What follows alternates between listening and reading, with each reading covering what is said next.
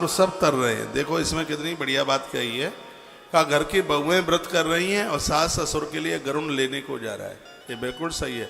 घर की बहुएं बेटे आप जो सत्कर्म करते हैं इसका पूरा फल आपके पुरखों को प्राप्त होता है, बर्डन से मिलता है उन्हें। इसमें यही लिखा है, यमराज कहते हैं कि बहू और बेटे व्रत कर रहे हैं और उसका फल पहले से मेरे यहाँ नरक में कुछ लोग पड़े। यमराज कहता है, यमराज कहता है कि पहले से मेरे यहाँ कुछ लोग नरक में पड़े हुए थे और अचानक देखा तो भगवान नारायण वहां आकर के प्रकट हो गए। मैंने कहा प्रभु आप क्यों आए हैं? कहा ये जितने भी नरक में पड़े हुए हैं अब ये तुम्हारे यहाँ नहीं रहेंगे, ये सीधे मेरे बैकुंठ जाएंगे। मैंने नारायण को पूछा ऐसे कैसे हो गया? कहा धरती पर इनके बेटा और बहू ने एकादशी का व्रत करके इनको समर्पित कर दिया इसलिए मुक्त हो गए हैं। 11 का व्रत इनके लिए समर्पित कर दिया है। अब ये नरक के लायक नहीं रहे, अब यह सीधे मेरे बैकुंठ जाएंगे, मेरे धाम जाएंगे। तो यहां तो सब दंड नीति ही बदल गई है। पापियों को मैं उधर दंड देता हूं, इतने में भगवान आके वहां प्रकट हो जाते, कहते हैं छोड़ो इनको। मैं बार बार कहता हूं ऐसा क्यों हो रहा है? कहा कि इनके वंशधरों ने एकादशी का व्रत धरती पर करके इनके लिए समर्पित कर दिया है। अब ये नरक में नहीं रहेंगे, अब ये मेरे धाम जाएंगे। कुमांगद राजा के राज्य में ऐसा ही हो रहा था। पहले इन लोगों ने इतने पाप किए हैं, इतने जानवर मारे, इतना कष्ट जीवों को दिया, ये मेरे यहाँ नरक में आए। लेकिन अब वहाँ धरती पर इनके जो वंशधर लोग हैं वो एकादशी का व्रत कर रहे हैं, उसकी वजह से मेरा नरक खाली हो गया। और आज विधाता जी मैं आपके पास तब आया हूं जब मेरे नरक में एक भी कोई आदमी नहीं है, एक भी जीव नहीं है। एकादशी ने तो सबको ही मुक्त कर दिया। किसी की पत्नी व्यभिचारिणी थी, गलत काम करके यहां आई, हमने उसके शरीर में कीले ठोक दिए, तेल कढ़ावे में उसको डाला, कुंभी पाक नरक में उसको फेंका और मेरे दूत उसको कुंभी पाक नरक में तेल के कड़ावे में घुमा ही रहे थे। इतने में भगवान विष्णु वहां पधार गए। भगवान विष्णु ने कहा क्या करते हो, इसको छोड़ो, ये अब कुंभी पाक नरक के लायक नहीं, अब इसको सीधे बैकुंठ में जाना होगा।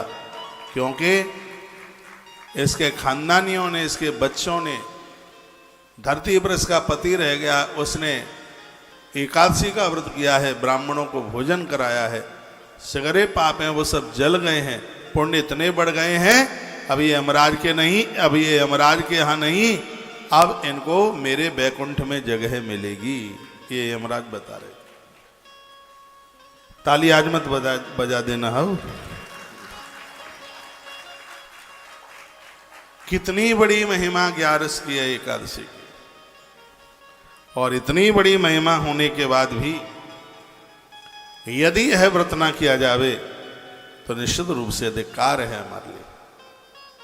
अब तो भगवान को कह दो प्रभु जहां ले चलोगे वहीं मैं चलूंगा, जहां नाथ रख लोगे वहीं मैं रहूंगा।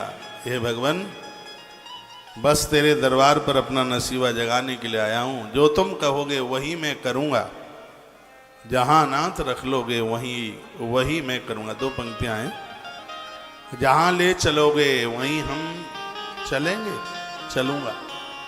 चलो थोड़ी देर के लिए माताओं तुम भी मर्द बन जाओ। हम भी तो बहुत कथाओं में स्तुति करते समय हम स्त्री बन जाते हैं। चलूंगी मेरे उठे बिरह की पीर सखी वृंदावन जाऊंगी, तो फिर हम जाऊंगा थोड़ी ही बोलते हैं, जाऊंगी, उस समय हम गोपी बन जाते हैं। तो जितनी भी गोपियां हैं थोड़ी देर के लिए सब गोपा बन जाओ। हाँ, जहां ले चलोगे वहीं मैं चलूंगा, जहां नाथ रख लोगे वहीं मैं रहूंगा। कहीं जाइएगा नहीं। सुनिए एक मिनट। अभी कथा चल रही है, लाइव टेलीकास्ट सत्संग टीवी पर आप देख रहे हैं। और जो लोग कल शाम को कथा नहीं सुन पाए हैं एकादशी महात्म में, 1 बजे के बाद में वो कल की कथा शुरू हो जाएगी। पहले आधा घंटे का जो खाटू श्याम चरित्र कल छूट गया है वो संस्कार टीवी पर आप सुनेंगे। कल की जो 1.5-2 घंटे की कथा हुई है और वह 1 बजे से या 1:15 बजे से, जितना बजे से, कल शाम की कथा बड़ी अद्भुत हुई थी एकादशी महात्म में। तो 4 बजे तक सत्संग टीवी पर है प्रसारण और 4 बजे से लेकर 7 बजे तक संस्कार टीवी पर है। तो संस्कार टीवी पर आज की कथा बड़ी अद्भुत है। उससे पहले जैसे आप 4 बजे सत्संग टीवी पर कार्यक्रम पूरा होता है तो देर न लगाएं, तत्काल सत्संग टीवी पर पहुंच करके कथा पूरी सुन लें। कल खाटू बाबा का, खाटू श्याम जी का चरित्र थोड़ा अधूरा रह गया था आधे घंटे का, उसको संस्कार टीवी पर और सत्संग टीवी पर दोनों पर आप उसे सुन लीजिएगा। कल की कथा भी बड़ी अद्भुत हुई है, उसे सुन लें। और एक छोटी सी सूचना ये है, आज द्वादशी है और मैं हर बार ये कहता हूँ, जिस प्रकार से 11 के दिन पेठे की, खाने की और खिलाने की बड़ी महिमा है, ये फल और मिठाई दोनों में आता है। आगरा के व्यापारी तो बड़े खुश होते होंगे, उनका पेठा ज़्यादा बिकने लगा है। बोलते हैं मुझे, लोगों की समझ में आ गया। ऐसे महापुराण में 12 दानों में पेठे को लिया गया। मैं हर एकादशी को थोड़ा सा पेठा खाता हूँ और यहाँ बंटता तो वितरित तो बहुत होता ही है। उसी प्रकार से द्वादशी के दिन बहुत बड़ी महिमा है। जितने भी पुण्य हैं वो सब चावल में वास करते। चावल का एक नाम है अक्षत। द्वादशी के दिन यह चावल लोगों के मुंह में पड़ेंगे, उनका पुण्य अक्षय हो जाएगा, खानदान अक्षय हो जाएगा। हर द्वादशी के दिन हम एक 10 सेर 10 किलो चावल आप सब भक्तों से ले लेते हैं। 500 रुपये का सहयोग उसका होता है। लोग करते हैं सहयोग, तो ये भंडारा चकाचक चलता रहता है। आप यहाँ कई बार आए हैं, आज भी आए हैं, पूर्व में भी आए हैं। तुलसीवन आश्रम में भोजन प्रसाद चलता ही रहता है। कभी किसी को ये नहीं पूछा जाता कि आप कहाँ से आए। अभी मैं उधर गौशाला में था तो किसी ने मुझे पूछा कि महाराज जी ये नाश्ता है कि भोजन है। मैंने कहा नाश्ता ही है, भोजन तो 1 बजे होगा। कहा ये नाश्ता है, मटर पनीर है इसमें, और इसमें गोभी की सब्जी है, जलेबी है, उसमें दही है, बूरा है, 2 तरह की पूड़ियाँ हैं। मैंने कहा ये सब गौ माता की कृपा है, कौन किसको क्या खिला सकता है। इसको आप गौ माता का प्रसाद समझ करके ही इसको आप स्वीकार करें। गौ माता सिद्ध होकर के बैठी है यहाँ, आशीर्वाद दे के जाइए कि भंडारे ऐसे ही चलते रहे। बैसाख मास की आज की सेवा में छत्रदान है, छाता, बढ़िया वाला छाता है। और दादाजी आप कहाँ चल पड़े हैं? गेट में। कहाँ जा रहे हैं आप? हाँ, कहाँ जा रहे हैं? हाँ? अच्छा, ठीक है। प्रसाद लेके चले जाते भोजन, ठीक है। आज छाते का दान है। जिन्होंने 6000 रुपया जमा किए हैं उनको अलग से करने की जरूरत है नहीं। जो रोज की रोज एक दिन का करते हैं तो उनके लिए आज 300 रुपये की सेवा है। जो भी आश्रम के नंबर है, अकाउंट आपके पास है, उसमें आप देख लीजिए। प्रमुख रूप से आज अक्षत दान जो हर द्वादशी को होता है, इस सेवा के साथ आप जरूर जुड़िएगा। अब विशेष रूप से गोदान की व्यवस्था, बहुत बड़ी व्यवस्था की जा रही है। 5 तारीख को बैसाखी पूर्णिमा है। बाहर भी मुझे आप लोग सुन पा रहे हैं, बैसाखी पूर्णिमा को श्रीधाम वृंदावन पधारे आप पूर्णमासी। यहाँ विशेष रूप से सत्यनारायण भगवान की कथा का आयोजन है। उस दिन यज्ञ का भी कार्यक्रम है। और जो वैशाख में नहाए हैं, व्रत उपवास वगैरह किया है, तो आप श्रीधाम वृंदावन पधारिए और हम और आप मिल करके बैसाखी महोत्सव मनाएंगे। लास्ट का दिन है बैसाख के महीने का। और ऐसा बैसाख आप नहीं मना पाए होंगे पहले। कैसा मनेगा आप देख लीजिएगा आके। आप अभी जाके भी 5 तारीख तक लौट के आ जाइए। 5 तारीख को आ जाइए। 5 तारीख को अद्भुत यहाँ पर उत्सव है। तो यहाँ के इन सेवा कार्यों के साथ आप जरूर जुड़ते रहिएगा। एक बार आप गौशाला जरूर पहुँचें। यह पूरा का पूरा आयोजन गौ माता के लिए हो रहा है। आज भगवत कृपा से गौ माता के लिए इतनी बड़ी व्यवस्था की जा रही है। ये तो आप 1 आध साल बाद आके देखिएगा, आप ये कहोगे कि ये हकीकत में कि हम सपना देख रहे हैं। पूरे आरसीसी के लेंटर के साथ 1000 गौसदन का काम इतनी जोर से चालू हुआ है।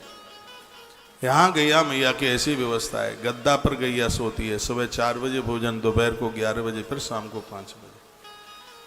यहाँ आपकी गैया का गोदान साक्षात गौलोक में गैया मैया रह रही है, समझ लो। 5 तारीख को, वैसे तो वैसाख का महीना है, हर दिन गोदान हो सकता है, लेकिन एक विशेष रूप से फिर 5 तारीख को व्यवस्था की गई है। कल प्रदोष का दिन है, कल आप नंदी दान में भी अपने आप को जोड़ें। एक नंदी दान का महात्म्य 10 गायों के गोदान के बराबर है। ये बात मैंने पूर्व में भी आपको बोली है। आपको टाइम हो, एक ही परिसर में आपको 5000 ब्राह्मण संतों का दर्शन होगा। जैसे यहाँ 1 बजे आरती हो, मैं भी सीधे गौशाला की तरफ जाऊंगा और आप भी उधर पधारिए। एक बार देखिए तो सही कि एकादशी का उद्यापन कैसे होता है। भगवान कृपा करे आपको भी अपने माता पिता के निमित्त यह सौभाग्य प्राप्त हो। यहाँ का नज़ारा देख लें आप एक बार, वहाँ बड़ा आनंद हो रहा है, भारी भीड़ है वहाँ। जो मैं बोल रहा हूँ वो टीवी पे आ नहीं रहा है। भंडारा तो सुबह से ही चालू हो ही जाता है, सबको मैं जमा करके परोस करके और उसके बाद में ही मेरा वहाँ से आना हुआ है। एक एक ब्राह्मण दुनिया भर का सामान लेकर के, वो टम्पू लेकर के करके आते हैं। एक बार वहाँ देखें आप कि एकादशी उद्यापन होता कैसे है, और हमें विश्वास है एक बार आप जब यहाँ का देख लेंगे तो आपका मन नहीं मानेगा। आप कहेंगे कि हमारा एकादशी उद्यापन तुलसी वन आश्रम में ही होना चाहिए। ये तस्वीरें तो वहीं की आप देख रहे हैं। आइए, 2 पंक्तियाँ, आश्रम के सभी नंबर चालू है। कल हमारे पास जो भी नाम आए थे उनका अनाउंस शास्त्री जी ने कर दिया है, और जिनकी छोटी छोटी सैग राशियाँ हैं वो मैसेज लिख करके भेज दें, और बड़ी राशियाँ हैं वो फ़ोन करके अपना नाम लिखा। आइए, जहाँ ले चलोगे वहीं मैं चलूँ। सब गाएंगे। जहाँ ले चलोगे वही मैं चलूँगा, जहाँ ले चलोगे वही मैं चलूँगा, जहाँ ले चलोगे वही मैं चलूँगा, जहाँ हाथ रख लोगे, जहाँ हाथ रख लोगे वही मैं रहूँगा, जहाँ ले चलोगे वही मैं चलूँगा।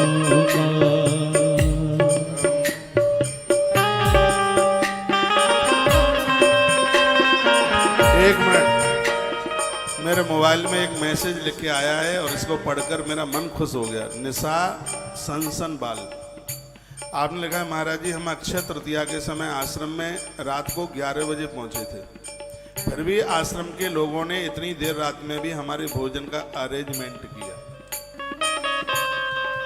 यहाँ तो आने वाला हर व्यक्ति राधा माधव का रिश्तेदार है। लोग अपने समधी की इतनी खुशामद करते हैं, संसारी लोग आते हैं तो उनकी इतनी खुशामद होती है, तो यहाँ तो साक्षात बांके बिहारी का रिश्तेदार आता है, तो उसको अति आदर होना चाहिए, उससे मान होना चाहिए। आपसे निवेदन है, सब लोग भोजन करके जाएंगे, और भोजन करके नहीं जाओगे तो ताला बंद करवा दूंगा, देख लेना। प्रसाद ले करके जाओगे। यहाँ भी सबके लिए भोजन की व्यवस्था है, और गौशाला में तो है ही।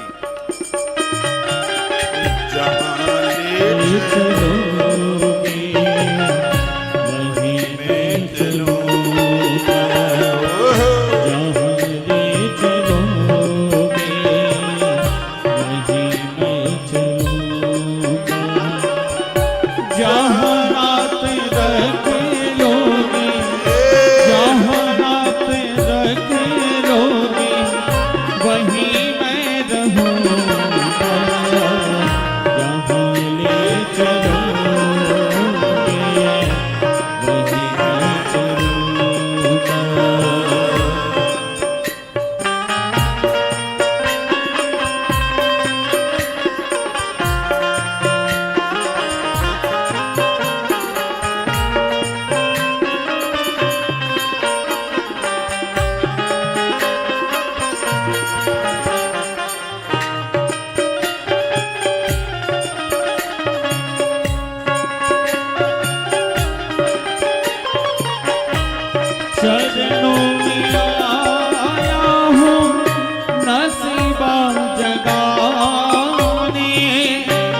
चरणों में आया भगवान नसीबा जगाने चरणों में आया हूँ नसीबा जगाने चरणों में आया भगवान नसीबा जगाने किस्मत में अपनी काना किस्मत में अपनी काना बदल के रहूँगा जहाँ ले चलोगे वहीं मैं चलूँगा जहाँ ले चलोगे वहीं मैं चलूँगा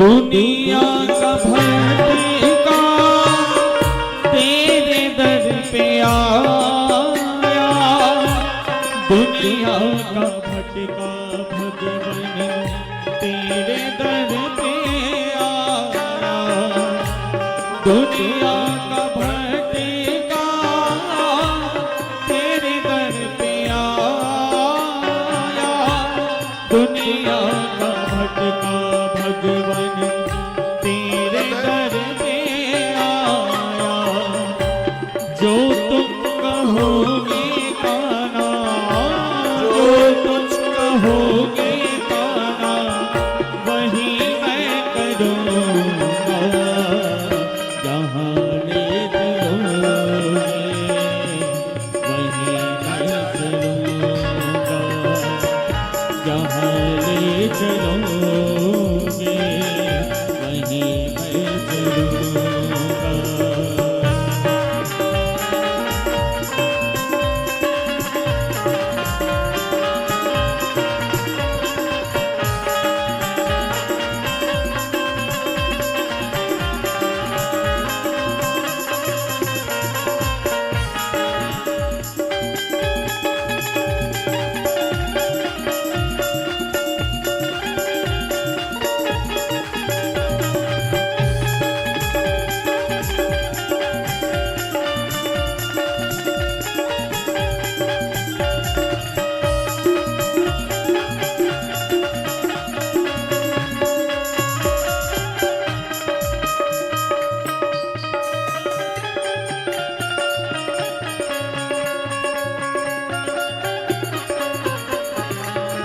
तुम्हारे सिवाय मेरा कोई भी नहीं है तुम्हारे सिवाय भगवान कोई भी नहीं है तुम्हारे सिवाय मेरा कोई भी नहीं है तुम्हारे सिवाय भगवान कोई भी नहीं है चरणों का तेरे काना चरणों का तेरे काना पुजारी बनूंगा जहाँ ले चलोगे वहीं मैं चलूँगा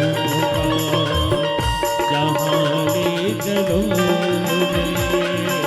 वहीं मैं चलूँगा जहाँ नाथ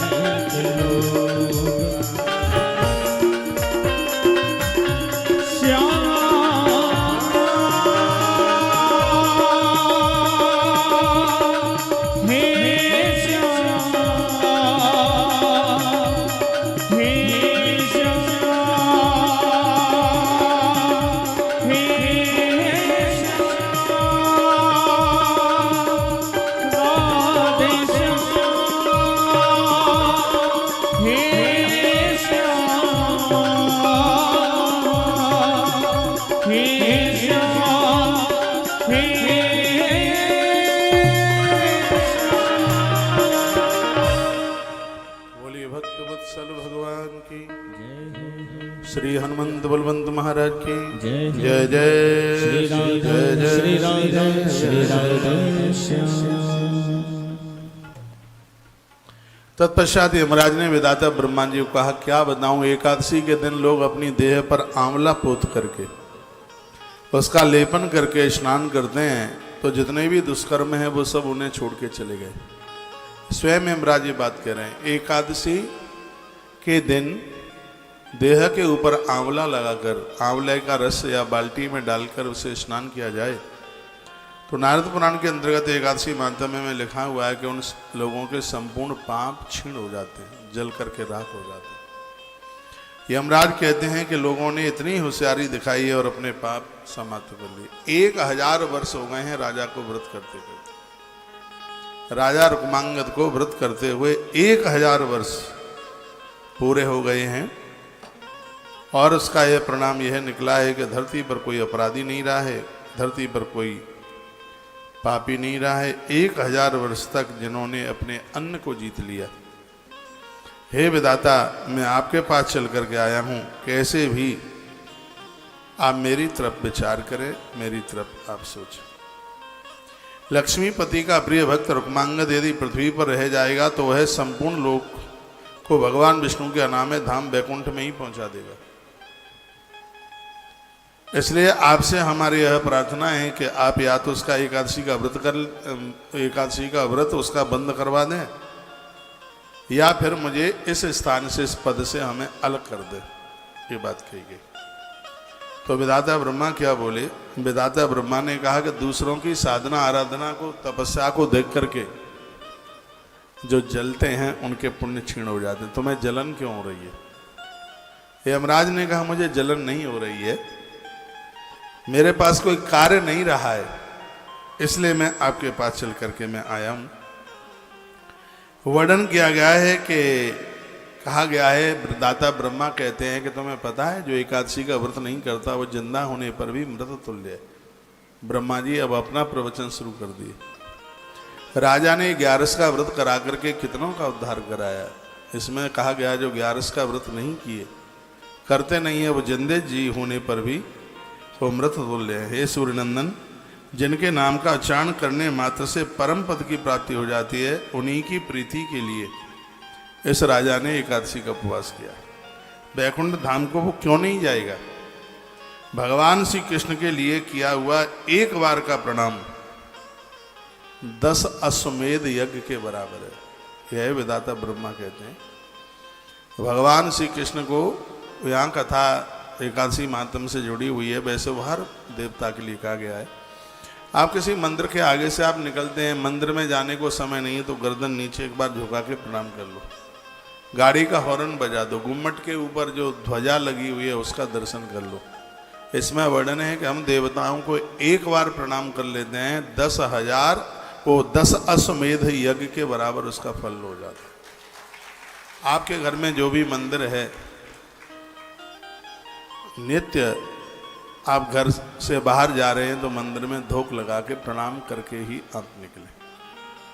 स्वयं विधाता ब्रह्मा कह रहे हैं कि ईश्वर को एक बार के प्रणाम करने से 10 अश्वमेध यज्ञ करने का फल तत्काल प्राप्त हो जाता है। फिर उस कृष्ण की एकादशी, और जो इसको कर लेते हैं तो उन्हें तो कुरुक्षेत्र में जिंदगी भर रहने पर जितना फल प्राप्त होता है, पुष्कर में जिंदगी भर रहने पर जितना फल प्राप्त होता है, उनको सिर्फ इस 11 का व्रत करने मात्र से उन्हें उस फल की प्राप्ति हो जाती है। यह विधाता ब्रह्मा कहने लगे त्रिभुवननाथ पुरुषोत्तम ने धरती पर जिन को जन्म दिया है उनके लिए एकादशी का सेवन अवश्य में करना चाहिए। जो लोग स्वस्थ हैं वो तो यह व्रत कर ही सकते हैं। विधाता ब्रह्मा कहते हैं आप यदि अस्वस्थ भी हैं और आप अन्न नहीं छोड़ सकते हैं, व्रत नहीं कर सकते हैं, तो आप 26 नाम एकादशी के उच्चारण कर लें, उससे भी आपको 11 करने का ही फल प्राप्त होता है। ये बात तो मैंने पहले भी बोली है। तुलसी की माला लें, एक एकादशी को आप 108 बार जपें, फिर जब वो पूरी हो जावे, एकादशी टोटली 26 है, तो इसमें आपको 26 माला करनी होगी, हर एकादशी की एक माला। तो 26 एकादशी है तो 26 माला हो गई है। यदि आपने 26 माला कर ली है तो आपको पूरा 11 करने का ही फल प्राप्त होता है। ऐसा श्री देवर्षि नारद जी बोले। नारद जी कहते हैं कि भगवान को प्रसन्न करने के लिए 11 के व्रत से बड़ा और कोई दूसरा व्रत भी नहीं है, ऐसा कहा गया। एक बार जयकारा लगाइए, बोल भक्त वत्सल भगवान की, श्री हनुमान जी महाराज की जय जय। क्या सुंदर श्लोक लिखा है। एको ही कृष्णस्य कृत प्रणामो दशाश्वमेधा व्रतेन तुल्य, दशाश्वमेधि पुनरेत जन्म कृष्ण प्रमाणो न पुनर्भवाय। इस श्लोक का अर्थ है, विधाता ब्रह्मा कहते हैं कि एक बार कृष्ण को प्रणाम करने से 10 अश्वमेध यज्ञ करने का फल है। तो वो कहते हैं कि किसी ने 10 बार अश्वमेध यज्ञ कर लिया, उसका तो धरती पर जन्म भी होता है, जन्म हो सकता है, लेकिन जिसने कृष्ण को प्रणाम किया है उसका धरती पर जन्म नहीं, वो भगवान का पार्षद बन के ही रहता है ऊपर। तो इसकी तो महिमा उस यज्ञ से भी बढ़ करके। तो मैं आप सबको कहूँगा, प्रातः आप जागते हैं तो अपने घरों में जय श्री कृष्णा ऐसा कह के, चाची राम राम जी, माँ राम राम, आपके दिन का आरंभ भगवत नाम उच्चारण से, परमात्मा का नाम लेने से सगरे पाप जल के राख हो जाते हैं। भाई को भाई अन खालसो, नाम जपत मंगल दिश दस। 10 दिशाओं में भगवान के नाम का जप करने से सगरे पाप समाप्त हो जाते हैं।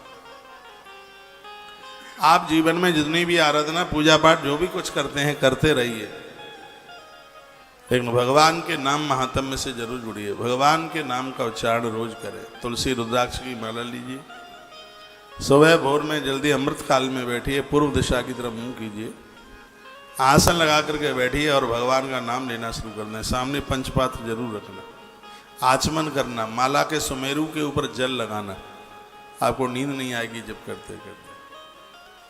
जप में अपने आप को जोड़ दीजिए, इसके बिना नहीं है कल्याण। यह हमने बहुत बारीकी से देख लिया है। तो आज विधाता ब्रह्मा कहने लगे कि एकादशी जो व्रत करता है वह भगवान के धाम में नहीं, वो भगवान नारायण के हृदय में वास करता है। ये विधाता ब्रह्मा ने। अब इसमें मैं क्या कर सकता हूं। धरती पर ऐसे राजा का जन्म हुआ है जिसने पूरी सृष्टि में 11 का प्रचार किया, उसको मैं रोक नहीं सकता। लेकिन तुम मेरे दरबार में आए हो तो तुम्हें मैं खाली हाथों से नहीं जाने दूंगा। व्यक्ति का भजन बढ़ता है, आराधना साधना बढ़ती है, तो यही यमराज उसके जीवन में 2 चीजें आती हैं। जो इन दोनों को जीत लेता है वो सीधे ईश्वर के लोक में जाता है, नहीं तो ये दोनों चीजें उसे परास्त कर देती है।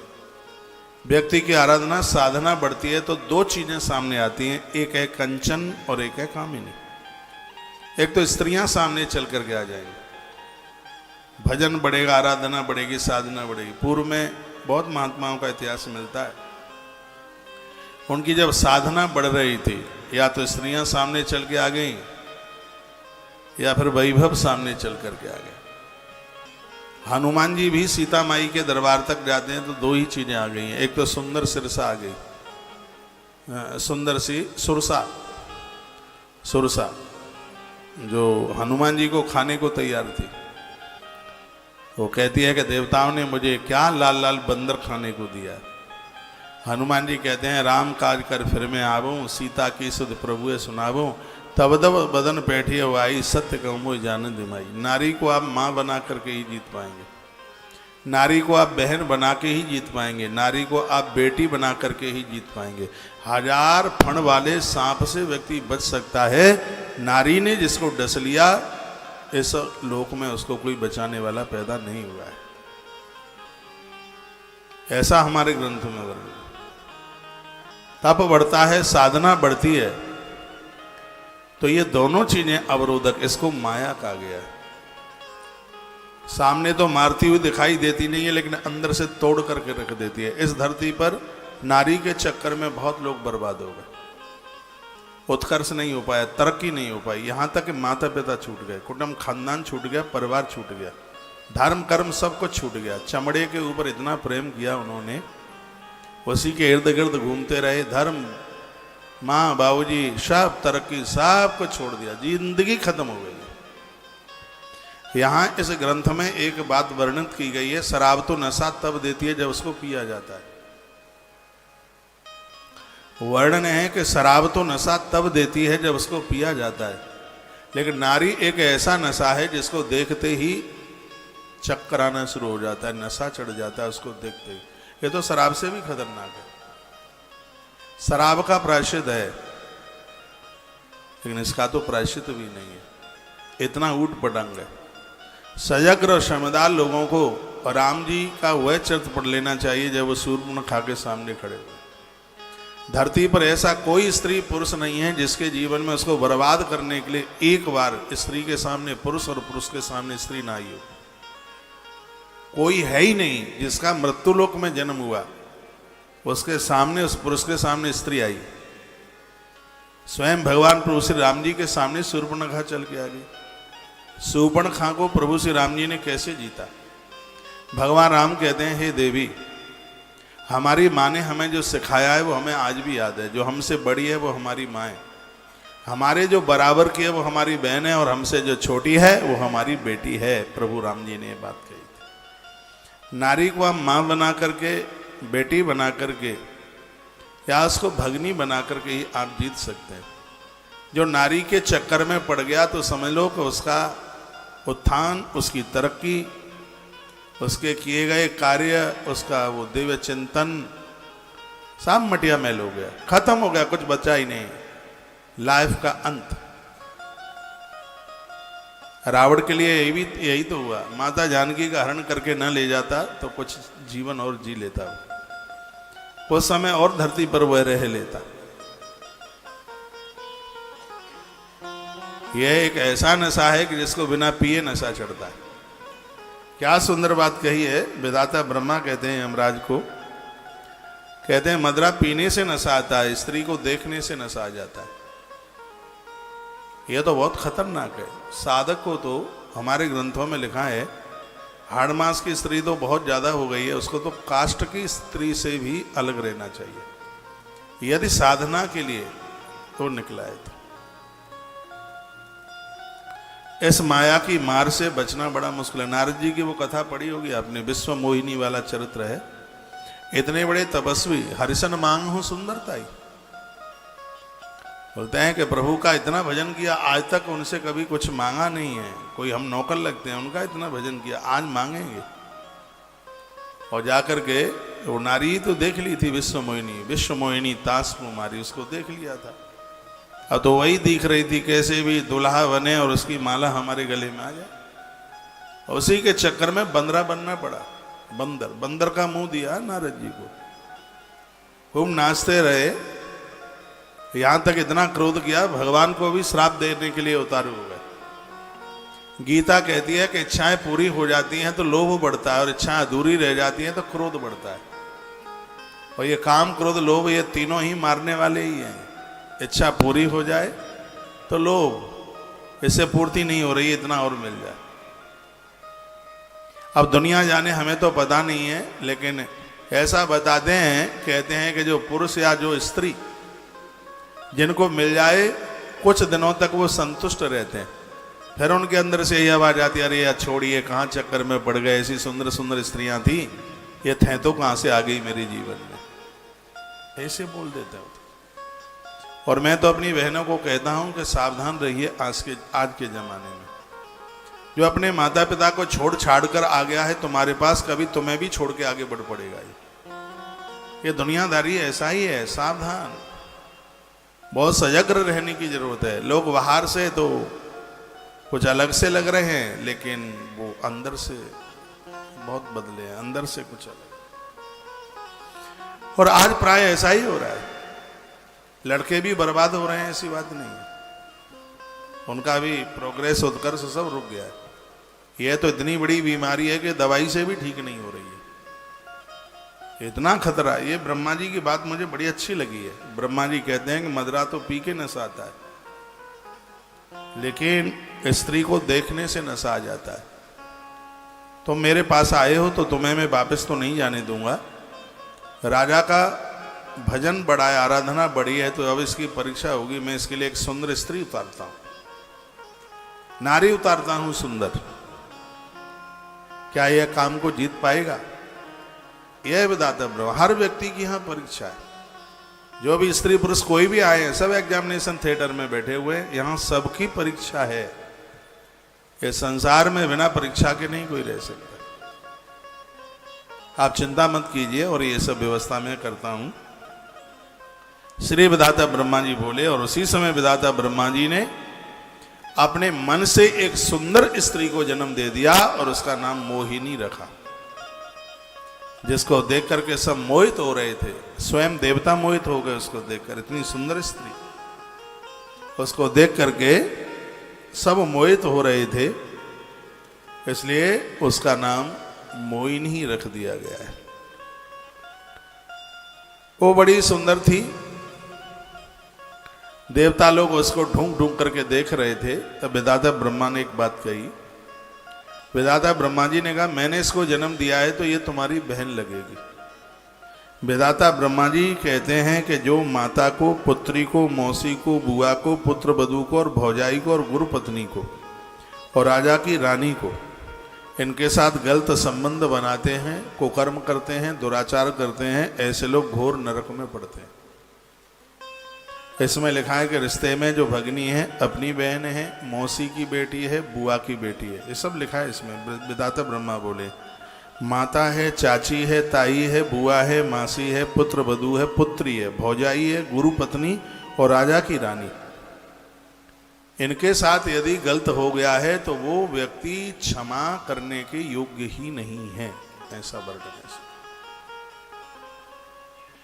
कहा, तुम्हें ये पता नहीं है कि तुम्हारी बहन लगती है, भगनी लगती है। पूरे दुनिया में हमारे गोत्र की यदि कोई बेटी है, अभी आगे आप सुनेंगे, इसमें बड़ी अद्भुत बात कही है, या तो वो हमारी बहन लगेगी, या बुआ लगेगी, या बेटी लगेगी, सगोत्री। और ये बहुत बड़ा अपराध है कि सगोत्रीय स्त्री के साथ या सगोत्रीय पुरुष के साथ देह संबंध रखना। यह पाप नहीं, पाप का बाप है। ये विधाता ब्रह्मा बोल रहे हैं। इसलिए किसी कथा में मैं बोल रहा था, बच्चे कुआरे रह जाएं, रह जाने दीजिए, लेकिन सगोत्र के साथ बच्चों का विवाह ना करें। कोई तो बात होगी जब ग्रंथों में लिखा है। ये बिना शोध किए नहीं लिख दिए गए ये ग्रंथ, इनके ऊपर शोध किया गया है। महापुरुषों की, महात्माओं की मीटिंग हुई है। देखो इसमें लिखा है, वर्णन किया गया है, माता, मौसी, बुआ, पुत्री, बहन, पुत्र वधू, भौजाई, गुरुपत्नी, बुआ की बेटी, मौसी की बेटी, मामा की बेटी, और अपनी बेटी, और राजा की रानी, और हमारे गोत्र की स्त्री, स्वगोत्रीय, इनके साथ यदि विधाता ब्रह्मा कहते हैं दुराचार किया है, गलत संबंध, देह संबंध बनाए हैं, वह लोग घोर नरक को प्राप्त होते हैं। उनको कोई बचाने वाला नहीं होता। ऐसा विधाता ब्रह्मा बोले। ये बातें सुनकर के रोम रोम कांपता है। इसलिए व्यक्ति को बड़ा सतर्क रहना चाहिए, उसे सावधान रहना चाहिए, उसे गलतियां ना हो जाए। बात समझ में आ रही है? गर्दन हिलाओ, आ रही हो तो, ना आ रही हो तो ऐसे करो। बोलिए बांके बिहारी लाल। जय हो कृष्ण कन्हैया लाल की। जय हो। जो मनुष्य इन प्रमादाओं को देखकर क्षोभ को प्राप्त होता है, उनका जन्म भर का किया हुआ पुण्य व्यर्थ हो जाता है। 1000 यज्ञ भी किए होंगे तो यज्ञ नष्ट हो जाएंगे, हजारों गोदान किए होंगे तो गोदान नष्ट हो जाएंगे, यदि ये कुकर्मी बन गए, ये गलत काम कर गए। इसलिए तो हमारे धर्म में एक विवाह पद्धति है। ये विवाह पद्धति न होता तो आदमी राक्षस बन जाता, निशाचर बन जाता। हमारे यहाँ एक यज्ञ कहा है, इसको धर्म बताया गया है। अपनी पत्नी में ही वह अपने आप को संतुष्ट रखे, अपने पति में अपने आप को संतुष्ट रखे। हमारे यहाँ इसको धर्म कहा है। वेदाता ब्रह्मा कहते हैं, जो जो बातें मैंने हे देवताओं तुमसे कही हैं, यदि किसी ने दुराचार किया तो उसका जन्म भर का किया हुआ पुण्य सब व्यर्थ हो जाएगा। यदि उन रमणियों का संग करे तो 10,000 जन्मों के पुण्य नष्ट हो जाते हैं। एक जन्म नहीं, 10,000। कौन कौन? मौसी, बुआ, चाची, ताई, पुत्रवधू, बहन, बुआ की बेटी, मौसी की बेटी, मामा की बेटी, गुरु पत्नी, राजा की रानी, भौजाई, पुत्रवधू। यदि इनके साथ दुष्कर्म हुआ है तो विधाता ब्रह्मा कहते हैं 10,000 वर्षों के पुण्य नष्ट हो जाते। यदि किसी में ताकत है तो मेरी बात काट के बताए, यदि बात प्रमाणित नहीं है तो कोई मैसेज लिखे। अभिमान वाली बात नहीं है, ये लिखा है। ये उत्तर भाग नारद पुराण 2 भागों में, एक है पूर्व और एक है उत्तर। तो उत्तर भाग में जहां एकादशी की महिमा चल रही है, महात्म्य चल रहा है, उसी में ये बात कही गई। और यह विधाता ब्रह्मा बहुत बड़े पंडित हैं। ब्रह्मा, इनसे बड़ा जानकार कौन होगा? सृष्टि के रचयिता है, वेद श्वास से प्रकट हो गया है। ऐसे विधाता ब्रह्मा की ये बात है। विधाता ब्रह्मा कहते हैं 10,000 जन्मों के उनके पुण्य नष्ट हो जाते हैं, जो ये इतनों के साथ में जो गलत संबंध बनाते हैं। फिर वर्णन किया गया है, पहाड़ी चूहा बनते हैं। विद्वान पुरुष इन युवतियों को न तो राग युक्त दृष्टि से देखते हैं, न राग युक्त हृदय से इनका चिंतन करते हैं। जो विद्वान का मतलब सिर्फ किताब पढ़ने से नहीं है, श्लोक पढ़ लेने से नहीं है। इन स्त्रियों को देखकर आंख में वासना ना आवे, पक्का विद्वान हुआ है। जो कंचन को मिट्टी के ढेल की तरह और पराई नारियों को सल्फास की तरह समझता है, पक्का पंडित तो वो है। नहीं तो वो बिना मौत के मर जाएगा, दुर्गति हो जाएगी। 10,000 वर्ष तक उसको जीवन नहीं मिलेगा, मृत्यु लोक में कष्ट भोगता रहेगा। धर्मराज, जो पुत्र वधू अपने ससुर को अपने खुले अंग दिखाती है, वेदाता ब्रह्मा कहते हैं, जो पुत्र वधू अपने ससुर को अपने खुले अंग दिखाती है, उसके हाथ और पैर गल जाते हैं, वो बच नहीं पाएगी। ये मर्यादाएं होनी चाहिए, मान मर्यादाएं होनी चाहिए। नारी एक श्रृंगार करती है अपने पति के लिए। पति परदेश गया है तो उसको तो श्रृंगार के लिए मना किया गया।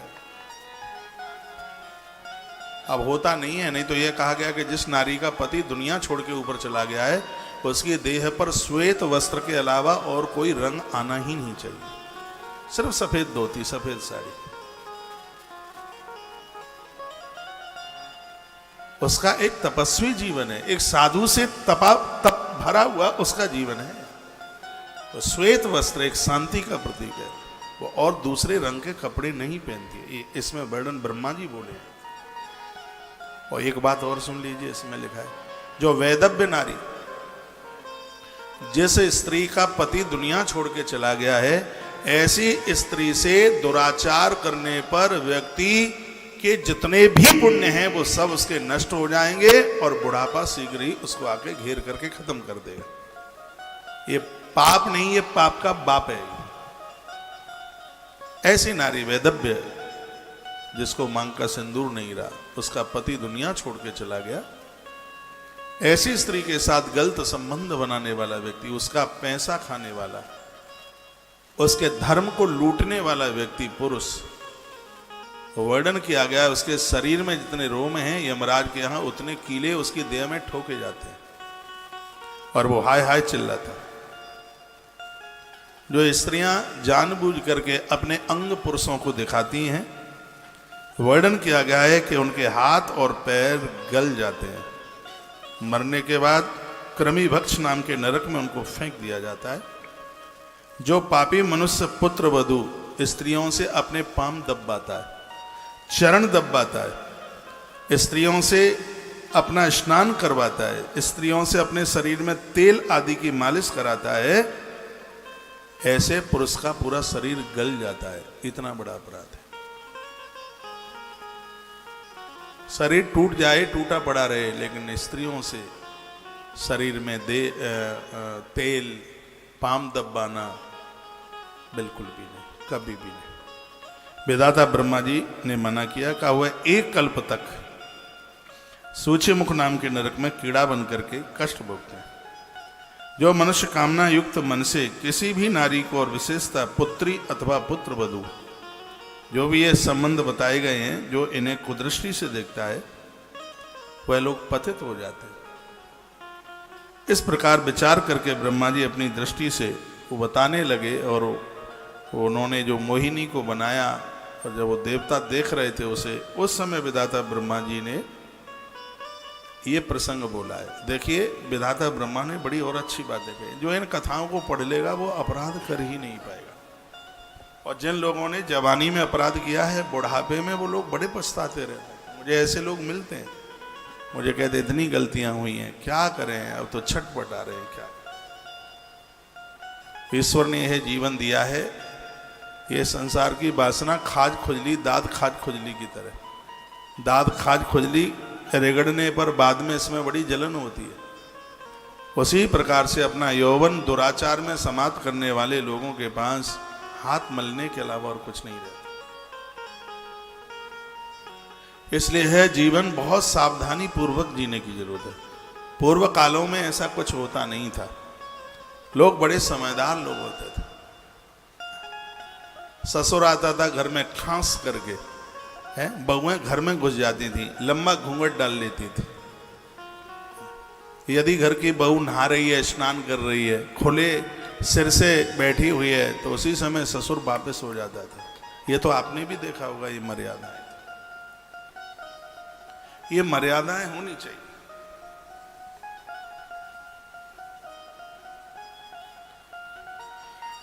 वर्णन किया गया है, कहा गया है, ब्रह्मा जी अपनी दृष्टि और सूक्ष्म दृष्टि से कहने लगे, वह कहने लगे कि नारी के जिन अंगों को देखकर तुम बेकारी हो रहे हो, कामी हो रहे हो, तो ये समझ लो कि शरीर के इस धरती पर कुछ ज्यादा मांस के लोथड़े रख दिए गए।